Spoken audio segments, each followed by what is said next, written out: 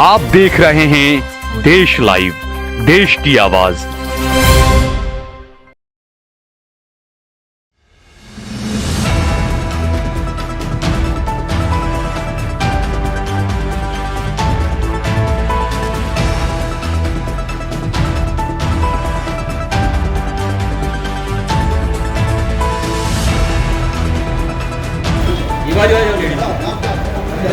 इधर इधर इधर इधर इधर रजूआत करो, इधर रजूआत। अच्छा अभी राजा हम आप सबको सुनेंगे, लेकिन आपको एक खत भेजेंगे कि ये तारीख को मिलेंगे और वहाँ वक्फ बोर्ड में वहाँ हमारी कमेटी की जो ऑफिस है ना वहाँ आपको मिलना पड़ेगा, क्योंकि हम सबकी सुनवाई करें बगैर तो पता नहीं चलेगा।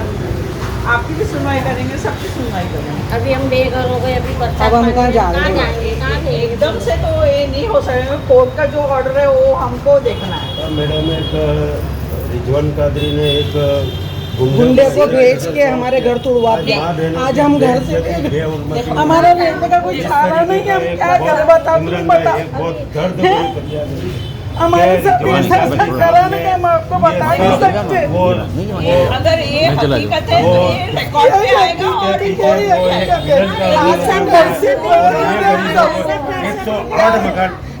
108 मकान ये एक गुंडे को सौंप के न तोड़वाया और माँ बहनों के पॉक्सो जैसी कलम वहाँ लगी है मैडम। हमारे को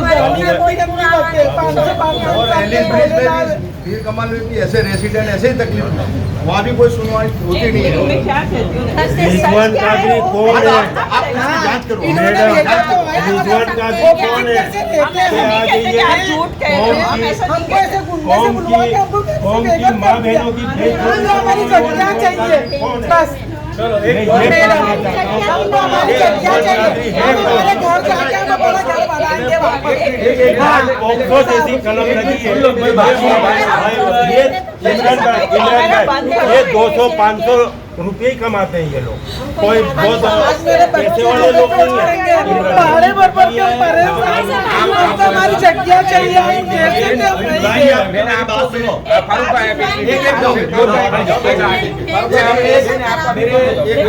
हम लोग ने क्यों बातचीत करी? आपके लिए आए हैं ना। जी क्या बोलते हो वो सुनो। सुनो सुनने दो। आपकी जो अर्जी थी उसके अनुसार हम लोग आज जो कमेटी वक्फ बोर्ड ने नियुक्ति की थी उसके हमें 4 मेंबर जो हाजिर थे, उसमें मैडम, इमरान भाई, मुश्ताक भाई और मैं, हम लोग आज अहमदाबाद सुन्नी मुस्लिम वक्फ कमेटी से उनकी जो तुम्हारी फरियाद के आधार पे हमने उनको सुना, उनके पास डॉक्यूमेंट्स लिए। अब हम आपको नेक्स्ट वीक में जी वक्फ बोर्ड की ऑफिस गांधीनगर में हम आपको इन्फॉर्म करेंगे। उस डेट को आपको जो भी आप एप्लीकेंट है वो ओनली फॉर योर एप्लीकेंट वो आप अपने पुरावों के साथ जो भी आपको जो आपने एप्लीकेशन में बताया वो ऑन रिकॉर्ड जो भी है वो आपको लेके आना है। फिर हम आपकी बात सुनेंगे, फिर वापस हम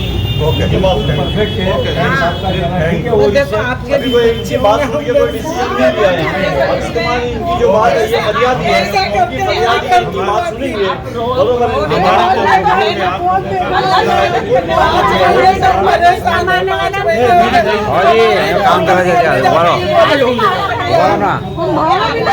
मेरी बाजू की जाए और हम सब देखेंगे, थोड़ा शांति रखो।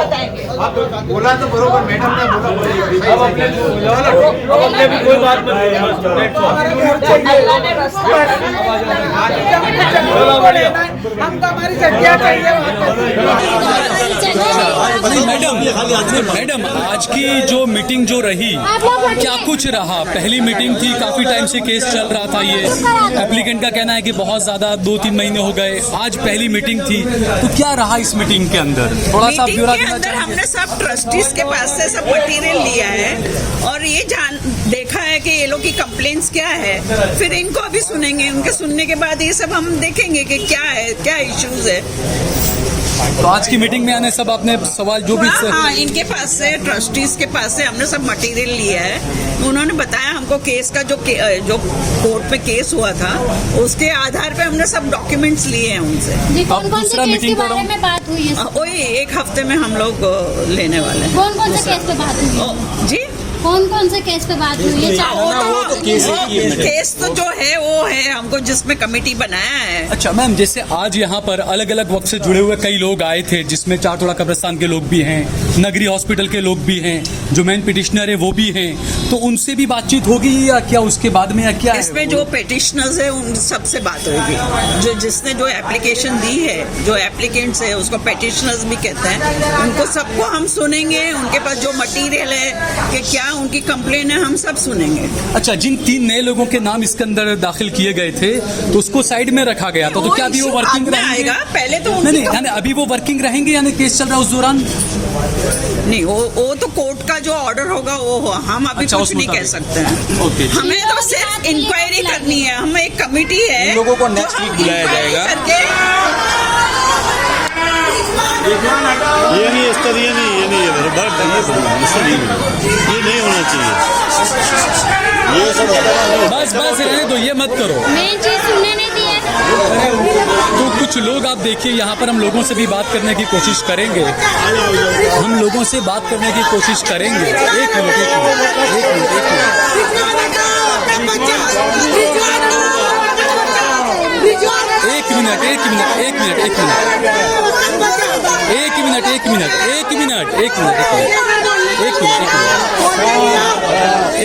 एक मिनट देखिए। नहीं, मेरी बात नहीं, देखिए, अब आपके ये इस हंगामे की वजह से जो हमसे अधिकारी बात करना चाह रहे थे वो भी बात नहीं कर पाए, तो वो हम आपके बारे में हम सवाल ही पूछ रहे थे, लेकिन आपके हंगामे की वजह से वो लोग भाग गए, उन्होंने कोई बातचीत नहीं की आपकी। देखिए, तो ऐसे ये करना, अब क्या कहना चाहते हैं आप, क्या है?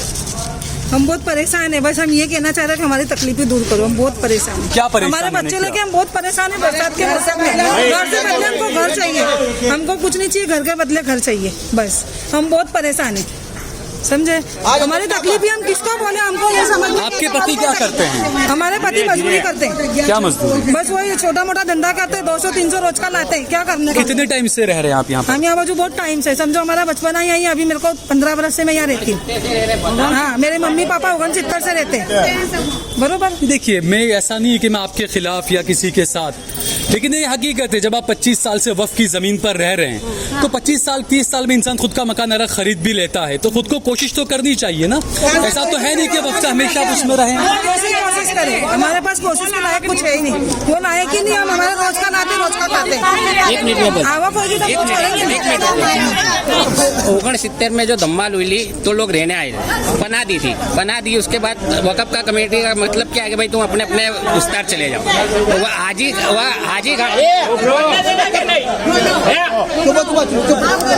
करके बोलो, एक एक करके बोलो, एक चाचा, 1 मिनट आपके सुनेंगे। 69 से यहाँ रह रहे, धम्माल में सब आए थे। उसके बाद वक़्फ़ कमेटी ने इनको रहने के लिए रहने के लिए बना दी। बना देने के बाद जो हाजी घास वाला था, जो हाजी घास वाले की बहुत सारी जमीन थी, वो सुंदर वहाँ पे है, सोने की चाल पे, तो कि ये वक़्फ़ वाले को क्या बोला कि ये हमको दे दो मुसलमान अपने, मैं इन लोगों को वहाँ बसा देता हूँ, ये मेरे भाड़वात भी हो जाएंगे और इनको घर भी मिल जाएगा। तो वक़्फ़ कमेटी वालों ने क्या करा, माचिस के खोखे पे भाड़ा पोछ फाड़ के दी कि ये हमारे भाड़वात है, ये कहीं जाएंगे नहीं। इतने टाइम से रहते थे, कोई का पत्रे का ताटपत्री का मकान था, तो जिसके पत्रे का बनाना पार्टीशन ठोकना था तो डोनेशन दो, तो पार्टीशन ठोको। किसने मांगा डोनेशन? ये यहाँ के आगे वालों ने, कोऑपरेट इन्होंने। क्या नाम? वो बहुत ढूंढे बरसों, 69 से है, धीरे धीरे सब कर देगा। जिसको पक्का बनाने का है तो 10,000 दो, तो ये पक्का बनाओ। मीटर लेने का था, मीटर के तो मेरे पास प्रूफ है, इन्होंने डोनेशन लिया, उसके बाद परमिशन दी। इन लोगों ने इतना 50,000 30,000 लिया, उसकी रसीद है हमारे पास, फिर मीटर आने दिया। आनंदाबाद वक्फ कमेटी के नाम से? हाँ, वक्फ कमेटी है। और भाड़ा पहुंचे सबके पास, टैक्स बिल सबके नाम का आता है। भाड़ा पहुंच कितनी, लास्ट वाली कब की है आपके पास? लास्ट वाली है लगभग 25 साल पहले की। 25 साल से भाड़ा नहीं भरा? नहीं, लेते ही नहीं है ना, कोर्ट में भरते रहे, कोर्ट में भरे तो भी नहीं लिया। कोर्ट में कब तक का भाड़ा भराया? कोर्ट में 4 बरस तक भरा। कब तक का भराया आपने? अब ये सब, मैं तो छोटे लोग, सब बड़े उन लोग। अलग अलग बोलो ना। अब बताओ तुम इस तरह से बाहर अलग अलग इंसान भाड़ा लेना आता तो पोच हमारे से भाड़ा लेने आते हैं रिजवान कादरी के इंसान अलग अलग भाड़ा लेना आता तो हमारे को नहीं, देखिए एक बात ये बताइए मुझे, अब ये ऑफिस में यहाँ पर बैठे हुए हैं, अब आपसे आके कोई भी इनके नाम का भाड़ा ले लेगा, आप दे दोगे इनके नाम से? सीधे आपके पास मैं भी चला जाऊँ, एक एक करके बोले तो आपकी आवाज सुन पाए। देखो आते थे पहले मोमिन खान, समी मुकादम और क्या नाम से बदल के लोग, अली हसन पेंटर आते थे, ऐसे अलग अलग बदलते ही रहते थे। वक़्फ़ वाले भेजते थे, चोपड़े लेके आते थे, कायदे से बोलते थे तुम्हारा भाड़ा पहुँचनी है तो चोपड़े में नाम हम चढ़ा देंगे, इतना पैसा दे दो। स्लिप हमको नहीं देते थे, हम भी वो बोलते थे भाई चोपड़ा जब वक़्फ़ कमेटी का है सब दिखाते थे, हमसे भाड़ा लेके जाते थे। कितना पैसा लेके जाते थे आपसे? पहले 5 रुपया पहले चलता था, उसके बाद 7 रुपया, ऐसे 7 रुपए तक के हमारे पास भाड़ा पहुँचे, फिर बाद में 10 रुपए तक का हुआ। उसके बाद जब अभी मौलाना 2000 कितने में वो करा ने, फिर उसके बाद हम कोर्ट में भरते थे, कोर्ट की भी हमारे पास भाड़ा पहुँचे। वक़्फ़ ने भाड़ा लेने के लिए मना कर दिया था तो फिर हम कोर्ट में भाड़ा भरते थे। उसके बाद से तो वो तो नहीं मालूम कितना भरे, हम सब बहुत सारे जन का है। उसके बाद ये लफड़ों में से ऊंचे नहीं आते, अब ये सुपारी दे दे के गुंड, अब हम इससे उलझाने, हमको रोटी नहीं खाना नसीब होते तो हम कैसे लड़ेंगे, कहाँ तक कहाँ दौड़ेंगे? हर जगह दौड़ने के लिए रुपया चाहिए, आवक नहीं है। अब घर छोड़ के जाते तो छोकरियाँ किसके भरोसे छोड़ के जाए, बच्चे किसके भरोसे छोड़ के जाए? छोकरों को मारने की धमकी देते, छोकरियों का रेप कर दे तो कहाँ जाने का? देखिए एक बात और, मैं वापस से इस बात को दोहराऊंगा। लोग देखते हैं हाँ खाला ने सोना पहना, ये पहना है, वो पहना है, तो क्या खाला खुद का एक मकान भी नहीं, जिंदगी भर वक्फ ही पलना है? क्या मुसलमानों ने ये आदत बना ली है कि हमेशा दी हुई चीजों पर ही पलना है हमको, कि हम यहाँ पर रहेंगे तो हमारी औलाद भी इसमें रहेगी? सब अंधेरे में रखाने, हमको बोले तुम रहो भाड़ा भरो, हम तुम्हें घर तुम्हारा, तुम आराम से भाड़ा भरो। अब बीच में जब अचानक बंद कर दे तो हमारे कहाँ जाना? हम तो ये भरोसे नहीं, हमारा घर है, अचानक हो जाए तो हमारे कहाँ जाने? ये अचानक से हुआ है सब। जैसे वक्फ के सारे अधिकारी वगैरह यहाँ पर आए थे, आपको क्या उम्मीद है, क्या मांगे और क्या उम्मीद है? हमारी यही मांग है कि हमारे को जो हमारा घर है, एक किनारे हमारा घर हमको दे दे। हम इस पोजीशन में नहीं है कि हम बाहर रह सकते हैं। और उसका किराया जो बोलेंगे हम तो तैयार है, जो भाड़ा वो नक्की करेंगे हम देंगे, हम रहते थे हमको वही हमारी जगह दे। अच्छा, कुछ नगरी हॉस्पिटल के भी, नगरी के वहाँ से भी आए हुए हैं। हम भाई ने हमारे से पैसा लिया 3-3 लाख रुपए, हमारी गैरेजों की पहुँच अभी तक बना के दी नहीं है साहब। ऐसा क्यों? उनसे काम नहीं होता तो उनकी उम्र हो गई तो उनको बिठा दो एक साइड में, है आदमी को खड़ा करो जो काम कर सकता है और पैसे ले सकता है। 3-3 लाख रुपया किस चीज का? यानी ये काम सब आपको कंप्लीट बना देंगे। तो स्लिप वगैरह है उसकी? नहीं, वो अभी दी लीला की पहुँच दिए हमको, लीला की हमारे पास 50-50 हज़ार रुपये हर महीना हम लोग जमा करा देते हैं यहाँ। वो 50 हज़ार की ये क्या 10-10 हज़ार क्या 9-9 हज़ार की ऐसी स्लिप बना के देते थे हमको।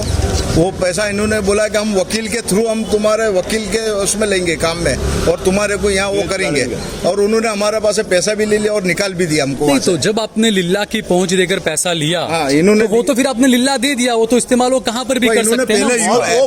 पहले उन्होंने ऐसा बोला कि वकील का पैसा हमारे पास है नहीं, तो हमने बोला हम उगरा के देते, उगरा के दिया तो इन्होंने लीला की रकम बना के दी थी, हमने नहीं बोला लीला की रकम हमको दो। यानी वकील का पैसा भी आप लोगों से?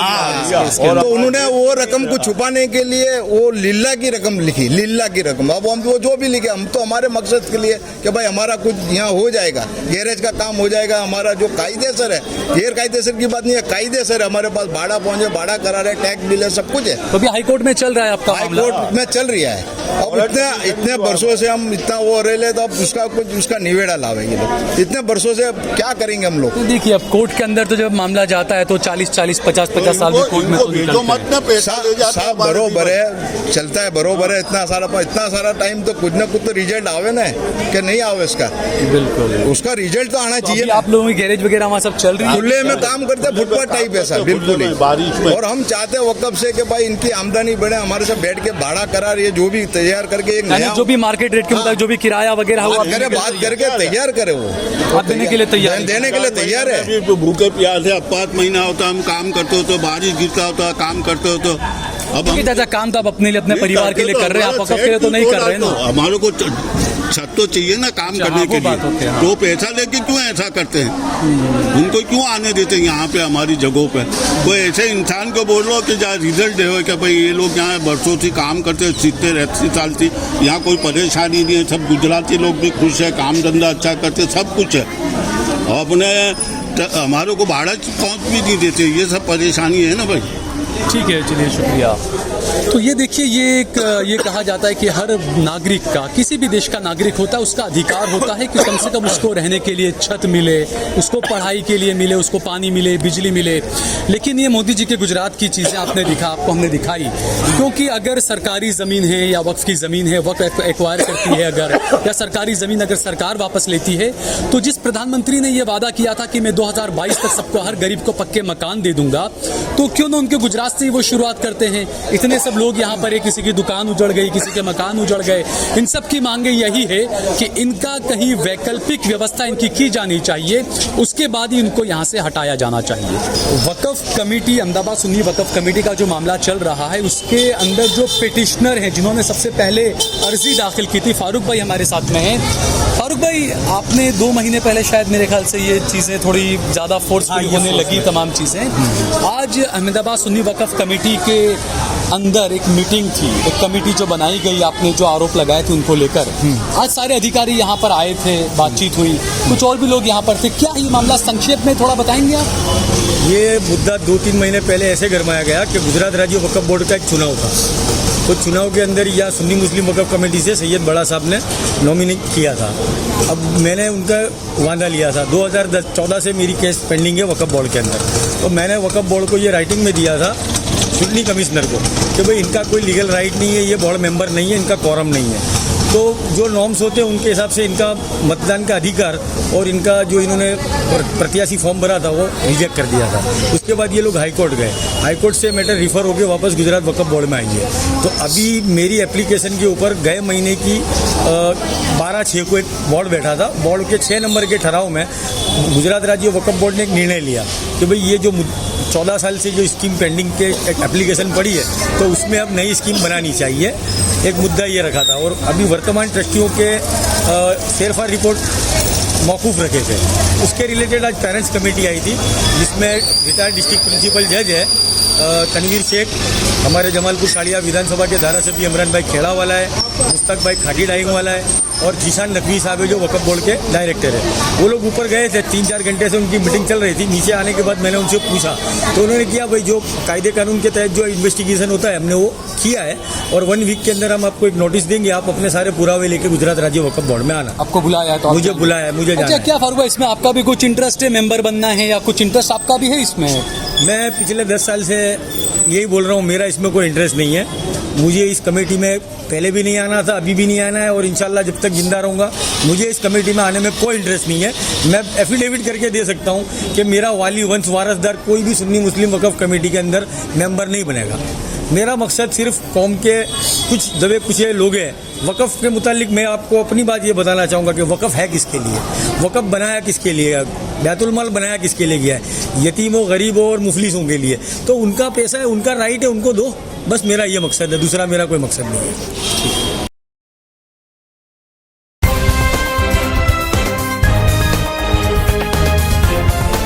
देश और दुनिया की तमाम छोटी और बड़ी खबरों के लिए हमारे चैनल को सब्सक्राइब करना न भूलें और बेल का बटन जरूर दबाएं।